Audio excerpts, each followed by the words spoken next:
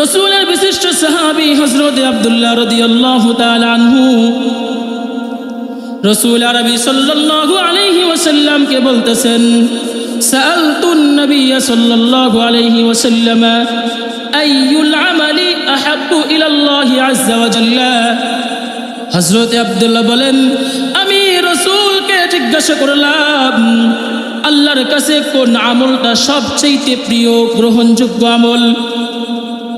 قال رسول الله صلى الله عليه وسلم الصلاة على وقتها। রাসূল আরবি সাল্লাল্লাহু আলাইহি ওয়াসাল্লাম বললেন, সময় মতো নামাজ পড়া, ওয়াক্ত মতো নামাজ পড়া। কারণ আল্লাহ পাক কোরআনে হাকীমের অন্যত্র জায়গায় বলেছেন, ইন্নাস সালাতা কানাত আলাল মুমিনিনা কিতাবাম মাওকুতা। ওয়াক্ত মতো নামাজ পড়তে হবে। নামাজের যখন সময় হবে সব কাজকর্ম বন্ধ করে নামাজের দিকে ধাবিত হতে হবে। কিন্তু আমাদের বর্তমানে সমাজের চিত্রটা হচ্ছে ভিন্ন। যদি কোনো ব্যবসায়ীকে, দোকানদারকে বলা হয়, ভাই মসজিদের নামাজ, মসজিদের মিনার থেকে আজানের আওয়াজ আসছে, চলেন মসজিদের দিকে যাই নামাজ আদায় করে নেই, তখন বলবে, হুজুর যান যান, আপনার কাজে আপনি চলে যান, আমার এখন বেচা বিক্রির এতই ব্যস্ততা, আমার টাইম নেই, এখন পরবর্তীতে নামাজ আদায় করে নিব।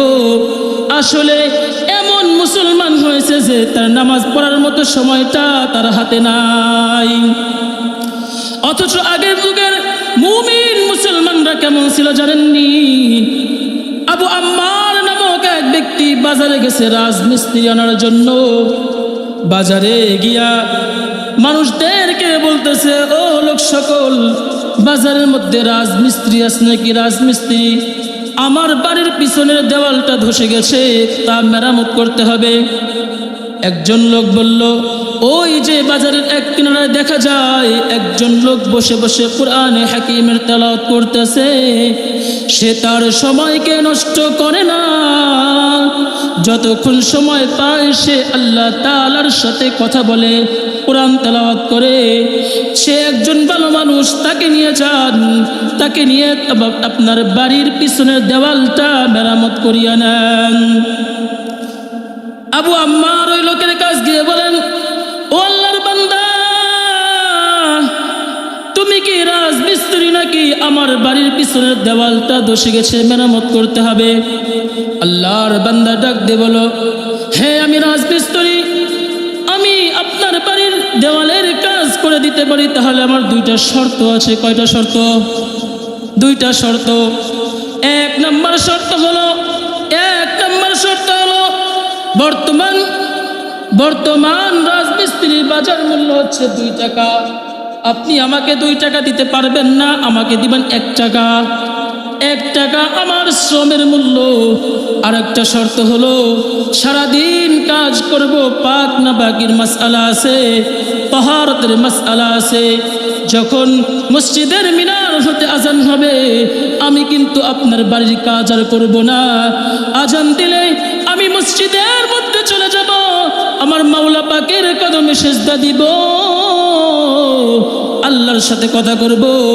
আল্লাহর সাথে কথা বলতে বলতে প্রেমে মজে যাব। নামাজের সময় কিন্তু আপনার বাড়ির কাজ আমি করতে পারবো না। যদি এই শর্তে রাজি থাকেন, তাহলে আমি আপনার বাড়ির কাজ করতে পারি। কেমন মুমিন মুসলমান ছিলেন তারা! আগে নামাজ, পরে অন্য কাজ। যারা এমনটি করে, আসমানের বরকতের দ্বার তাদের জন্য খুলে যায়। ওই দেখেন না, হাসান বসরি রহমাতুল্লাহি আলাইহির জামানায় এক ব্যক্তি এসে বলল, ওগো আল্লাহর ওলি, আমাকে কিছু সবক দেন, নসিহত দেন। হযরত হাসান বসরি রহমাতুল্লাহি আলাইহি ওই ব্যক্তিকে কয়েকটা নসিহত দিলেন, উপদেশ দিলেন। 1 নম্বর হলো, নামাজ কায়েম করবা, 5 ওয়াক্ত নামাজ জামাতের সহিত আদায় করবা, হজ ফরজ হইলে হজ করবা, যাকাত ফরজ হলে যাকাত আদায় করবা। ব্যবসা করো নাকি? জি ব্যবসা করি। নামাজের সময় হলে দোকানপাট বন্ধ করে নামাজের মধ্যে চলে যাবা, তাহলে আল্লাহ পাক রব্বুল আলামিন ব্যবসার মধ্যে বরকত দিবেন, আসমানি নুসরত দিবেন। এরপর একদিন ওই আল্লাহর বান্দা দোকানদারি করতে করতে সকাল থেকে দুপুর পর্যন্ত দোকানে বসে আছে, একটা কাস্টমারও তার দোকানের মধ্যে আসে নাই। যখন মসজিদের মিনার হতে হাইয়া আলাস সালাহ বলে বলে মসজিদের দিকে মুয়াজ্জিন ডাকতেছে, ঠিক সেই মুহূর্তে একজন ক্রেতা আসছে জিনিসপত্র ক্রয় করার জন্য। বলছে, ভাইজান আমি কিছু সদাই নিতে আসছিলাম, আমাকে কিছু সদাই দেন। লোকটা বলল কি, ভাই মসজিদের মিনার হতে হাইয়া আলাস সালাহ বলে বলে আমাকে ডাকতেছে, এখন বেচা বিক্রি করতে পারবো না, যান যান অন্য দোকান থেকে নিয়ে যান, আগে নামাজ তারপরে বেচা বিক্রি আমার। ওই লোকটার পাশেই ছিল একজন ইহুদির দোকান। লোকটা ইহুদির দোকানে চলে যায়। লোকটা ইহুদির দোকানে চলে যাওয়ার পর ইহুদি বড় খুশি, হায় হায় কত বোকা, আজানের সময় সারাদিন পর একটা কাস্টমার আসলো, কিন্তু সেই কাস্টমারকেও সে ফিরিয়ে দিল। ইহুদি বড় আনন্দ নিয়ে বলে, প্রতিদিন যেন ওর এই সময় কাস্টমার আসে। আল্লাহ পাক রব্বুল আলামিনের এক বান্দার সাথে আদাওয়াতি দুশমনী করছে। ইহুদি এমনটা করেছে, আল্লাহ পাক রব্বুল আলামিনের নজরে লেগে গেছে। আল্লাহ পাক রব্বুল আলামিন তার বান্দার সাথে আদাওয়াতি দুশমনীটা সহ্য করতে পারে নাই। আল্লাহ পাক রব্বুল আলামিন নামাজ শেষ হইলে ফেরেশতাদেরকে পাঠিয়ে দেয়, যাও যাও আমার ওই বান্দার দোকান থেকে তোমরা মালামাল কেনার জন্য লাইন ধরে দাঁড়িয়ে যাও। বলেন না সুবহানাল্লাহ।